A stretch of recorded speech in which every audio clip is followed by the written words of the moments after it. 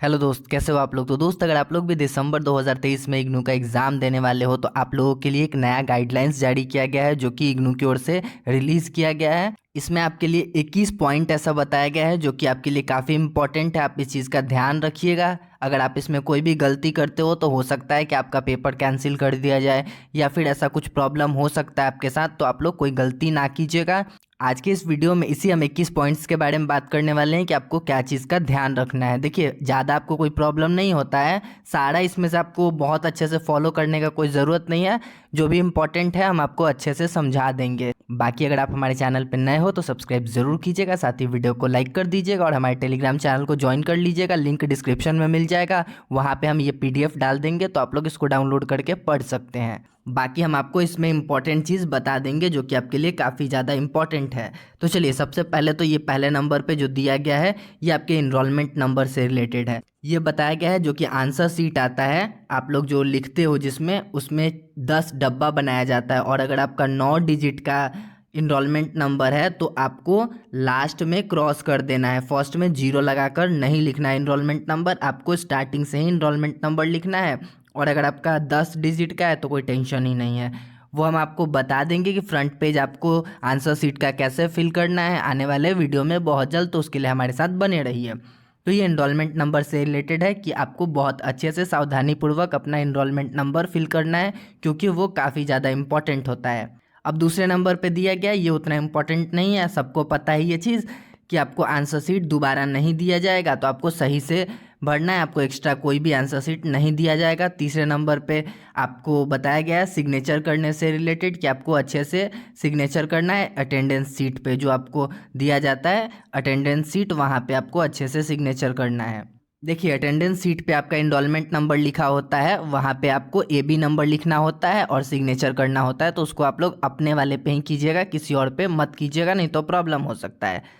चौथे नंबर पे दिया गया ये भी इतना इम्पोर्टेंट नहीं है, आपको बस देखना है कि जो आपको आंसर सीट दिया जा रहा है उस पर मुहर लगा होना चाहिए और जो भी वहाँ पे होगा टीचर जो आपके एग्जामिनेशन सेंटर पे होगा वो वहाँ पे सिग्नेचर कर दे जमा करने से पहले। और आप लोगों का भी जो सिग्नेचर होता है आपको भी आगे पीछे दोनों साइड अच्छे से कर लेना है, वो हम आपको आगे बता देंगे क्या चीज़ करना होता है। और पांचवें नंबर पे ये बताया गया है कि आपको अपने ही एग्जामिनेशन सेंटर पे जाना है जो कि आपको दिया गया है, आपके हॉल टिकट के द्वारा बताया गया है, तो वहीं पे जाना है, दूसरों पे आपको नहीं जाना है। अगर आप दूसरे पे जाइएगा तो एग्ज़ाम नहीं देने दिया जाएगा, तो ये सबको पता है ये चीज़। और छठे नंबर पे ये आपके लिए इतना इंपॉर्टेंट नहीं है, आप इसको छोड़ सकते हैं। जिनको भी लिखने में प्रॉब्लम होता है ये उनके लिए है, रीजनल सेंटर पे कांटेक्ट कर सकते हैं, ये बताया गया है। बाकी सातवें नंबर पे भी इतना ज़्यादा इम्पोर्टेंट नहीं है, सबको पता होता है कि आपको अपना पहचान पत्र यानी कि ID कार्ड लेकर जाना होता है और आपको अपना हॉल टिकट लेकर जाना होता है। देखिए, ID कार्ड और हॉल टिकट, ID कार्ड मतलब अगर आपके पास इग्नू का ID कार्ड है तो बढ़िया है, नहीं है तो आप कोई भी गवर्नमेंट वाला ID कार्ड लेकर जा सकते हैं जिस पे आपका फ़ोटो लगा हो,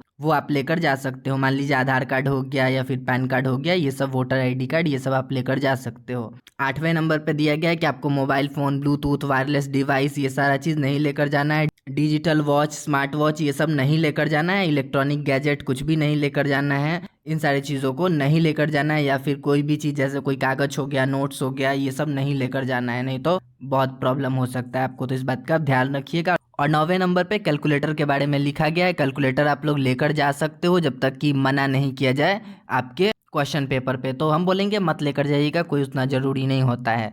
और 10वें नंबर पे मीडियम के बारे में है जो कि हम आपको पहले ही बताए हैं कि आप लोग हिंदी मीडियम, इंग्लिश मीडियम दोनों में ही दे सकते हो अगर आपका क्वेश्चन पेपर दोनों मीडियम में है तो। बाकी अगर इंग्लिश में क्वेश्चन पेपर है तो इंग्लिश में दे सकते हैं, हिंदी में है तो हिंदी में दे सकते हैं। आपका रजिस्ट्रेशन किस लैंग्वेज में, इससे कोई लेना देना नहीं होता है। 11वें नंबर पे लिखा गया है रीजनल लैंग्वेज के बारे में कि क्षेत्रीय भाषा में आप नहीं लिख सकते हो नॉर्मल पेपर कोई भी, जैसे कि मान लीजिए कोई अगर आपका BA ऑनर्स है या फिर कोई भी मान लीजिए हिस्ट्री ऑनर्स हो गया, पॉलिटिकल साइंस ऑनर्स हो गया, BAG हो गया, या फिर आप कोई BSc का एग्ज़ाम दे रहे हो तो कोई भी रीजनल लैंग्वेज जैसे उर्दू, बांग्ला, इन सब में नहीं लिख सकते हो। तो यही चीज़ है, इसमें कुछ ज़्यादा दिमाग लगाने का ज़रूरत नहीं है, आप जो मीडियम में क्वेश्चन पूछा गया है उसी मीडियम में आप आंसर दे सकते हो। अब 12वें नंबर पे दिया गया, ये काफ़ी ज़्यादा इंपॉर्टेंट है कि किसी भी जैसे कि कोई स्पेशल पेपर का जो टाइम होता है ना वो वहीं पे दिया गया रहेगा, क्वेश्चन पेपर पे स्पेशल कुछ नहीं होता है। जैसे कि मान लीजिए कि 50 नंबर का है, वो आपका 2 घंटे का होगा, आपके हॉल टिकट पे 3 घंटा लिखा होगा, पर 3 घंटे आपको नहीं दिया जाएगा, वो 2 घंटे का होगा। ऐसे 50 नंबर वाला पेपर और कम नंबर का हो तो और कम टाइम दिया जा सकता है, वो क्वेश्चन पे ही लिखा होगा, तो आपको क्वेश्चन पेपर पे टाइम देखना है। बाकी ये ऑब्जेक्टिव वाले पेपर का नाम दिया गया, इसमें से आपका कोई सा होगा आप लोग देख लीजिएगा, अगर है तो बढ़िया है, नहीं है तो भी बढ़िया है। ये कुछ पेपर ऑब्जेक्टिव होता है, जैसे कि BAVAE 181 बहुत सारे लोगों का होता है, तो ये आप लोग देख लीजिएगा, ये ऑब्जेक्टिव होता है। और उसके नीचे स्टार लगाकर कुछ प्रोग्राम के बारे में दिया गया है कि अब डिस्क्रिप्टिव होगा, पहले ऑब्जेक्टिव होता था। बाकी ये 14वां नंबर इतना इंपॉर्टेंट नहीं है, एग्ज़ाम के लिए है, जो कि मान लीजिए कि आपका बैकलॉग है या फिर सेम ग्रुप का है और सेम डे सेम टाइम पे हो गया तो आप उसको छोड़ना पड़ेगा आपको, आप कुछ नहीं कर सकते हो, वो आपका क्लास नहीं माना जाएगा, तो आपको वो पेपर नहीं देने दिया जाएगा। एक दिन में एक टाइम में 2 पेपर आप नहीं दे सकते हो। जैसे मान लीजिए कि 1 तारीख को आपका 2 पेपर हो गया मॉर्निंग में ही, तो आप दोनों में से कोई एक ही दे सकते हो। तो 14वें नंबर पे ये इतना इंपॉर्टेंट नहीं है, आप सबको पता होगा। और ये बताया गया है कि 15 मिनट लेट तक आपको जाने दिया जाएगा। 15 मिनट से ज़्यादा हो गया एग्ज़ाम शुरू हुए तो आपको नहीं जाने दिया जाएगा। प्रश्न पत्र जो क्वेश्चन पेपर होता है वो देने के 15 मिनट बाद, और कभी बहुत बड़ा कोई कारण हुआ तो 30 मिनट तक आपको टाइम दिया जाएगा। अगर कुछ आप बहुत अच्छा रीज़न बताओगे तो 30 मिनट की देरी तक भी आपको जाने दिया जाएगा एग्ज़ाम में। पर हम बोलेंगे कि आप लोग आधे घंटे पहले ही चले जाइएगा, इतना रिस्क नहीं लेना चाहिए एग्ज़ाम में।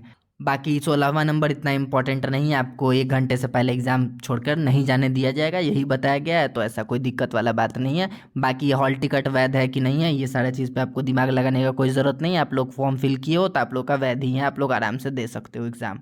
अब 18वें नंबर पे दिया गया है कि आप आंसर शीट जो होता है ना उसको आप बाहर लेकर नहीं जा सकते हो। आंसर शीट मतलब जो आप लोग लिखोगे वो बाहर लेकर नहीं जा सकते, अगर लेकर जाते हो तो UFM लग सकता है। UFM लगेगा तो आपका पूरा का पूरा एग्ज़ाम कैंसिल हो जाएगा, बहुत प्रॉब्लम होगा, फिर आपको जाना पड़ेगा दिल्ली, वहाँ पे उसके बारे में बात करना होगा या फिर रीजनल सेंटर पे कांटेक्ट करना होगा, इन सब चीज़ों में बहुत झमेला होगा। तो आप इस चीज़ के लिए अपना तैयार रहिएगा, अगर UFM लगता है तो बहुत ज़्यादा प्रॉब्लम हो जाता है।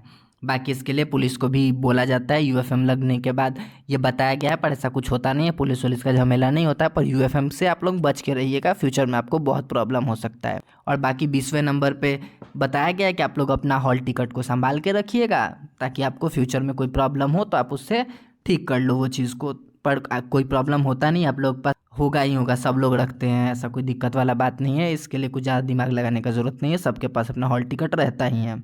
अब देखिए 21वें नंबर पे दिया गया है ना कि अगर आप कोई अपना परीक्षा केंद्र चुनते हो, सीट फुल हो जाता है, कोई भी कारण रहता है या फिर कैंसिल हो जाता है वो सेंटर, तो कहीं नज़दीकी सेंटर में आपको दे दिया जाता है, या फिर बीच में भी कुछ ऐसा कारण हो जाता है तो आपको दूसरा एक सेंटर दे दिया जाएगा एग्ज़ाम देने के लिए।